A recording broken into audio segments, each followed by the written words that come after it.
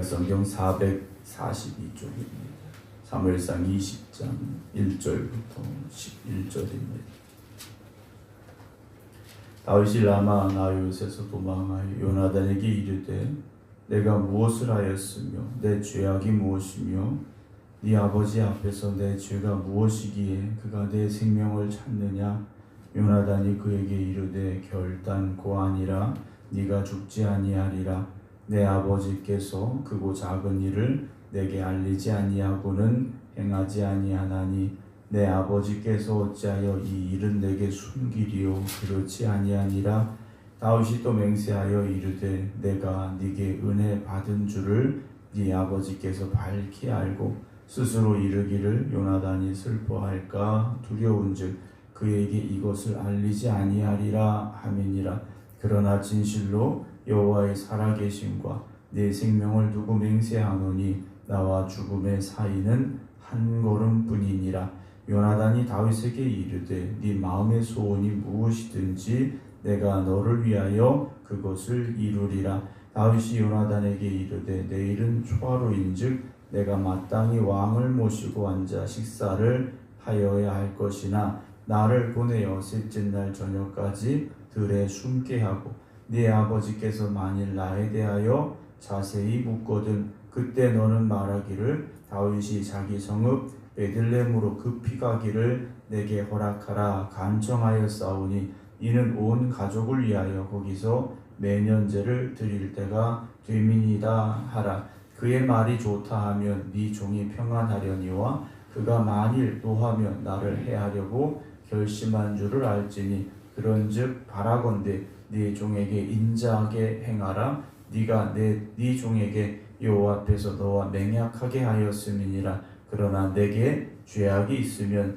네가 친히 나를 죽이라. 나를 네 아버지에게로 데려갈 이유가 무엇이냐 하니라. 요나단이 이르되 이 일이 결코 내게 일어나지 아니하리라. 내 아버지께서 너를 해치려 확실히 결심한 줄 알면 내가 네게 와서 그것을 네게 이르지 아니하겠느냐 하니 다윗이 요나단에게 이르되 네 아버지께서 혹 엄하게 내게 대답하면 누가 그것을 내게 알리겠느냐 하더라. 요나단이 다윗에게 이르되 오라 우리가 들로 가자 하고 두 사람이 들로 가니라. 아멘. 할렐루야. 하나님께서 함께 하시는 복된 날 은혜의 날 되시기를 주님의 이름으로 축원합니다. 오늘도 온라인으로 함께 예배드리고 계신 박성준 집사님, 이은실 권사님, 김효옥 권사님, 김건욱 권사님, 임승자 집사님, 강영순 권사님, 박경원 집사님, 정옥봉 권사님, 김성자 권사님, 김미화 권사님, 방기욱 장로님, 김준문 장로님, 박정순 권사님 주님의 이름으로 축복합니다. 어제 최대선 권사님 수술 잘 받으셨고요. 잘 회복되고 계시다고 연락이 왔습니다. 위에서 기도해 주신 여러분들께 감사를 드린다고 권사님께서 연락이 오셨습니다. 우리가 살다 보면 여러 가지 많은 그런 고난이나 환난을 만나게 돼 있습니다. 고난과 환난을 만나는 자체가 사실 힘들죠. 왜냐하면 고난이나 환난이라는 것은 내 힘으로 해결할 그 능력 밖의 일이기 때문에 내 힘으로 해결이 된다면 그건 문제도 아니지만 내 힘으로 해결이 안 되니까 그것이 나에게 고난이 되고 환난이 되고 슬픔이 되고 또 그래서 낙심하게 되는 우리의 모습을 보게 됩니다. 그때 필요한 것이 무엇일까요? 물론 그 문제와 고난, 어려움을 해결할 어떤 능력이겠죠. 그런 힘일 겁니다. 그런데 때로는 하나님께서 우리에게 그 힘을 주시지 않을 때가 있습니다. 그런데 하나님은 그렇게 힘을 주시지 않는 것으로 우리를 힘들고 어려워 쓰러지게 하는 것이 아니라 때로는 우리를 위로할 사람들을 보내주실 때가 있습니다.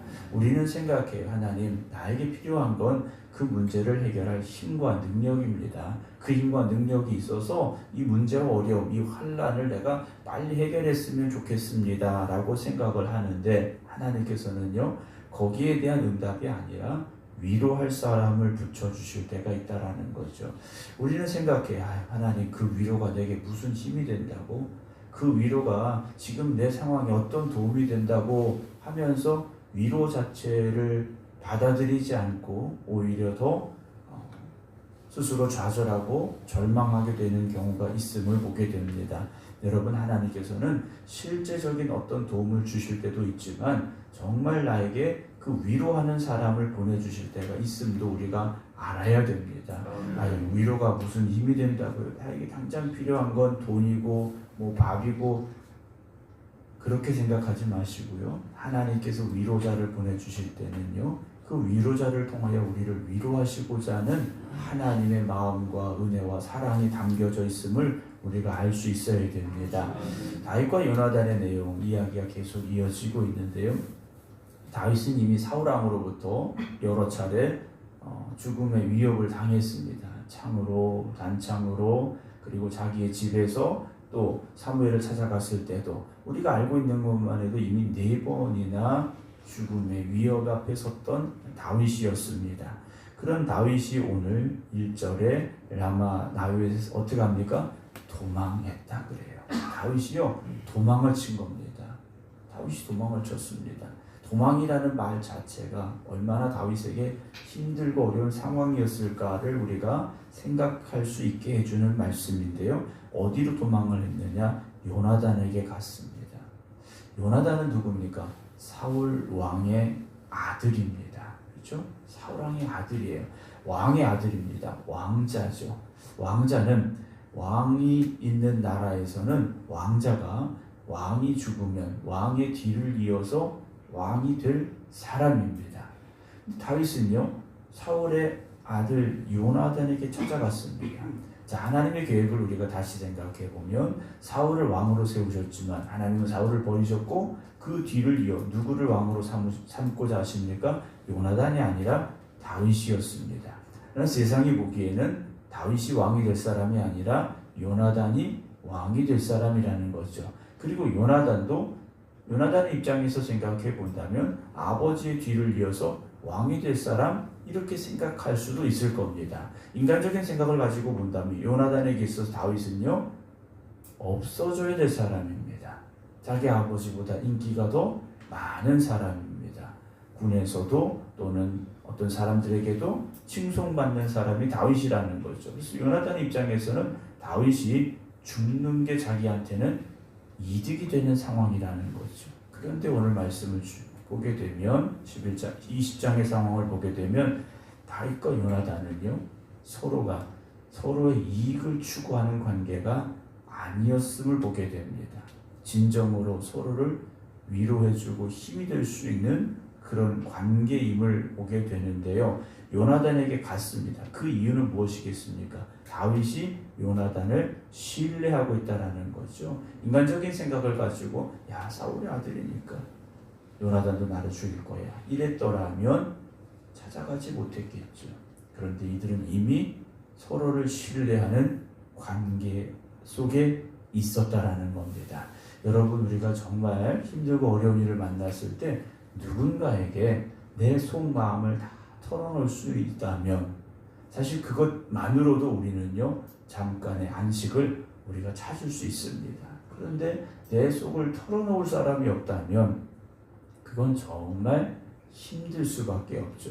저는 우리 성도 여러분들이 누군가에게 정말 나의 힘들고 어려운 부분까지도 이야기할 수 있는 그런 믿음의 형제 자매들이 있기를, 또 그런 이야기를 들어줄 수 있는 여러분들이 될 수 있기를 주님의 이름으로 축원합니다.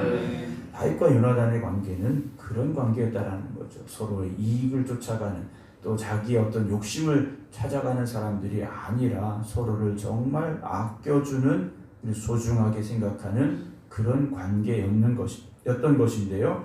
내가 무엇을 하였으며, 다윗이 요나단에게 말해, 내가 뭘 했으며 내 죄가 도대체 뭐냐? 네 아버지 앞에서 내 죄가 뭐기에 그가 내 생명을 찾느냐? 요나단이 대답해 줍니다. 결단코 아니다. 네가 죽지 아니하리라. 내 아버지께서 크고 작은 일을 내게 알리지 아니하고는 행하지 아니하나니. 어쩜 사울은요, 이 자기 아들 요나단에게 왕이 계승 작업을 하고 있었는지도 모릅니다. 나에 되어지는 일들에 대해서 하나하나 다 이야기했고 들려주었고 또 상의했던 것 같습니다. 그런 요나단이었는데 아버지가 크고 작은 일 다 나한테 알려주는데 이런 일을 어떻게 나한테 숨기겠느냐, 내가 먼저 알 거야 라고 이야기를 해주죠. 3절 다윗이 또 맹세하여 이르되 내가 네게 은혜 받은 줄을 네 아버지께서 밝히 알고 스스로 이르기를 요나단이 슬퍼할까 두려운즉 그에게 이것을 알리지 아니하리라 할 수도 있다라는 거죠. 네 아버지도 너와 우리의 관계를 아는데 다윗을 죽이면 요나단이 슬퍼할 수 있으니까 알리지 말고 죽이자, 그럴 수도 있지 않겠느냐라고 다윗이 말하고 있죠. 다윗의 오늘 이 말들을 보면 다윗의 마음속에 무엇이 있습니까? 두려움이 있습니다. 다윗은 어떤 사람이었습니까? 골리앗 앞에서도 아주 담대하게 달려갔던 사람이었다라는 거죠. 그런데 사울 앞에서는요, 도망자가 되었고요, 두려움에 빠져 있었다라는 겁니다. 골리앗과 당당하게 맞섰던 다윗이요, 사울 앞에서는요, 이렇게 연약하고 두려운 모습을 절망하고 있는 상황을 우리에게 보여주고 있습니다. 우리가 그럴 수 있다라는 것이죠. 언젠가는 또 담대할 수 있는데 또 어떤 상황에서는요, 다윗처럼 이렇게 연약하고 두려운 마음을 가질 수도 있습니다. 사람이 늘 어떻게 골리앗 앞에서의 다윗 같을 수 있겠습니까? 때로는 한없이 연약하고 정말 연약한 모습, 그런 마음을 가질 때가 있어요. 그러니까 우리가 어떤 사람들을 볼 때 그 사람이 정말 골리앗 앞에선 다윗 같을 수도 있지만 때로는 사울 앞에 있는 다윗과 같은 그런 연약함도 가지고 있을 수 있다는 것을요, 우리가 생각해야 됩니다. 그래서 정말 내가 그 사람의 연약한 부분까지도 위로해 줄 수 있고 또 품어 안아줄 수 있는 그런 마음을 가져야 돼요. 지난번에는 골리앗 앞에서 그렇게 담대하더니 뭐 이까진 일 가지고 이래, 이것이 아니라 공감해 줄 수 있어야 됩니다. 아프다고 할 때는 함께 아파줄 수 있어야 되고요, 슬프다고 할 때는요, 함께 슬퍼줄 수 있어야 됩니다. 그까짓 것 가지고 이래서는 안 되죠. 물론 격려해주고 힘을 북돋아주고자 하는 마음일 수 있습니다만 일단 아픈 사람에게는요, 그 아픔을 같이 해주려고 하는 마음이 있어야 됩니다. 슬퍼하는 사람에게는요, 슬퍼하고자 하는 그런 같이 슬퍼하고자 하는 마음이 있어야 돼요. 당장 그 사람이 슬프고 아픈데 이거 아무것도 아니야, 난 더 큰 일도 있었어, 이렇게 말하는 것은요, 어떤 면에서는 위로가 될 수도 있겠지만 어떤 면에서는요, 상처가 될 수도 있기 때문이라는 것이죠. 믿음의 사람들은 항상 우리 옆에 있는 정말 위로받을 사람들에게 위로를 해줘야 되고요, 격려가 필요한 사람에게 격려를 해줄 수 있어야 됩니다. 내 기준에서 보지 마시고요, 그 사람의 기준에서 우리가 볼 수 있어야 되죠. 다윗이 말합니다. 진실로 여호와의 살아계심과 네 맹세를 두고 네 생명을 두고 맹세하노니 나와 죽음의 사이는 한 걸음뿐이다 라고 다윗이 말해요. 다윗이 말하고 있는 것, 지금 다윗은요, 벼랑 끝에 서 있는 상황이라는 겁니다. 발자국을 한 걸음만 옮기면 난 죽음이야. 지금 다윗은요, 그렇게 심각하게 이 상황을 받아들이고 있다라는 거죠. 사실 요나단이 다윗에게 말한 네 마음의 소원이 무엇이든지 내가 너를 위해 그것을 이루어줄게 그래요. 만약에 요나단이 여기서 그럴 걱정하지만 너 얼마나 용기 있는 사람, 너 얼마나 담대한 사람이, 너를 응원하는 사람이 얼마나, 이런 말만 했다라면 어땠을까 하는 거죠. 근데 요나단은요, 네 마음의 소원이 뭐야? 내가 그걸 위해서 너를 도와줄게. 다윗은요, 요나단으로부터 위로의 말을 듣게 되는데 다윗이 요나단에게 말한 내일은 초하루인즉 내가 마땅히 왕을 모시고 앉아 식사를 하여야 할 것이나 나를 보내어 셋째 날 저녁까지 들에 숨게 하고 네 아버지께서 만일 나에 대하여 자세히 묻거든 그때 너는 말하기를 다윗이 자기 성읍 베들레헴으로 급히 가기를 내게 허락하라 간청하였사오니 이는 온 가족을 위하여 거기서 매년 제를 드릴 때가 됨이니이다 라고 네 아버지한테 말을 좀 해줘라 그러죠. 그래서 만약 사울이 그 말을 듣고 좋다 하면 네 종이 평안히 가려니와 그가 만일 노하면 나를 해하려고 결심한 줄 알 수 있을 것이야 라고 말해주죠. 그러면서 8절에 바라건대 네 종에게 인자하게 행하라. 네가 네 종에게 여호와 앞에서 너와 맹약하게 하였음이니라. 그러나 내게 죄악이 있다면 네가 친히 나를 죽여라 라고 다윗이요 요나단에게 말을 합니다. 요나단이 말하죠. 9절에 이 일이 결코 내게 일어나지 아니하리라 내 아버지께서 너를 해치려 확실히 결심한 줄 알면 내가 빨리 와서 너한테 알려줄게. 네가 피할 수 있게 해줄게. 요나단이요 다윗에게 이렇게 말해줍니다. 10절 다윗이 요나단에게 이르되 네 아버지께서 엄하게 네게 대답하면 누가 그것을 내게 알려줄 수 있겠니? 다윗이요 단식하며 말합니다. 사랑하는 성도 여러분, 다윗의 이 절망하는 상황, 두려움 가운데 있는 다윗의 모습이 우리는 좀 낯설기도 합니다. 그러나 앞으로 다윗의 이 연약한 모습도 계속 되어짐을 우리는 보게 됩니다. 그럴수록 우리는 어떻게 되겠습니까? 살아계신 하나님을 의지할 수 있어야 됩니다. 하나님을 바라보는 믿음 안에 있어야 됩니다. 그리고 또 한 가지, 하나님이 보내주시는, 그래서 우리를 위로하게 하시는 사람들의 그 위로도요 여러분 받아들이시기 바랍니다. 그가 위로가 말 한마디가 뭐가 된다고 생각하지 마시고요, 그 위로를 받으시기 바랍니다. 그리고 그 위로를 줄 수 있는 여러분들이 되어지시기 바랍니다. 그게 교회가 되어져야 됩니다. 교회 안에서는요 위로 받아야 되고 위로해 줘야 됩니다. 격려 받아야 되고 격려해 줘야 됩니다. 교회가 상처를 주고 아픔을 주어서는 안 됩니다. 교회는 상처받은 사람들이, 아픔을 가진 사람들이 들어와서 위로받고 회복되고 치유되는 곳이 될 수 있어야 됩니다. 우리 생각교회가 오늘도 깨어 기도하는 여러분들을 통해서 그 위로에 또 그들을 또 품어 안아주는 그런 은혜가 있고 사랑이 있는 교회가 될 수 있기를 주님의 이름으로 축원합니다. 기도하겠습니다. 하나님의 사랑이 흘러넘쳐가야 될 교회가 그 사랑의 사역을 온전히 감당하지 못했다면 먼저 우리가 회개하게 하시고 이 교회가 하나님의 은혜와 사랑으로 충만하게 하시고 그래서 상처받고 찢기고 아파하는 이들이 들어왔을 때 그들이 위로받고 회복될 수 있는 교회 되게 하여 주시옵소서. 하나님께서는 우리에게 위로자가 되게 하시기도 하고 또 위로받을 사람이 되기도 하십니다. 우리가 위로받을 때는 하나님이 주시는 위로임을 깨닫게 하시고 그 말 한마디 한마디를 통하여 위로받을 수 있는 저희들 되게 하시고 우리가 위로자가 되게 하실 때는 우리의 말 한마디 한마디가 그들을 위로할 수 있도록 하나님 우리에게 지혜와 사랑과 능력을 더하여 주시옵소서.